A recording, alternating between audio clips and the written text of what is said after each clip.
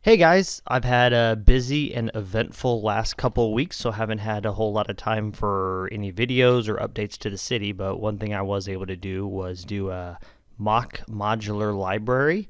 Came out pretty good, I think. We're going to take a look at it, both the interior, which is fully detailed, and around the sides, and I'll explain it as we go along.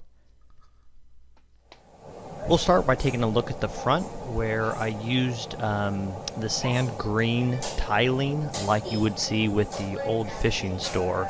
I happened to drop by the Lego shop and they had a bunch of them on the picket brick wall, so I just filled a cup full and started there. And then I used the lavender bricks for the top layer. I had a whole bunch of those, so I thought it worked well as an accent color to the bottom lightish blue gray floor. So just a basic 360-degree look at it. I'll have on this side of the building, I'll put another modular right next to it. On the other side, I'll have an alleyway. That's why I have the window sticking out a little bit. On the top floor, I used the bell tower from the fire brigade. I thought that looked nice. Now with it in 3 separate parts, just like pretty much every other modular with removable layers.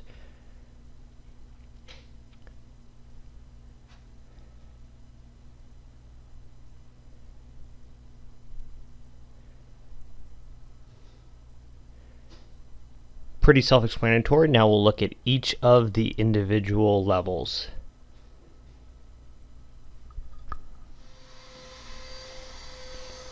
Okay, on the first level, we'll start with the doors that I used the Lego Dimensions Fantastic Beast story pack. Took those and modded them out to fit in here. Going inside, I have a librarian sitting at the front desk. I actually used Aunt May from the Spider-Man series.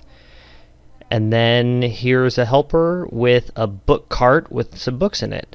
Thank you to user mscanlin18 for that suggestion. And over here, we'll look at the bookshelves. So these are throughout the entire library. And with the guy in between using a ladder to get to the top shelf.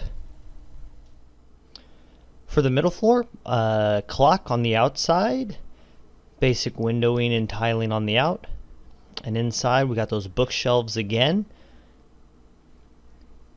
We'll take a closer look at how I made them. Basically with a snot technique for the books.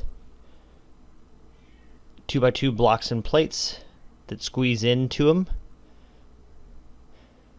With that shelf removed, we can get a better look at the computer lab over onto the side.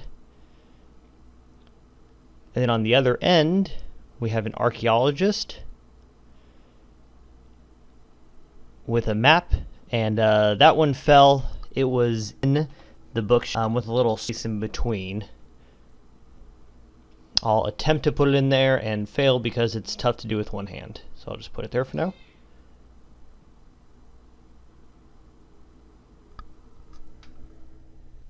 On the roof, I've had a lot of people ask about why the year is 1992 and how that doesn't fit with the year the library would have been built, because it has an older style to it.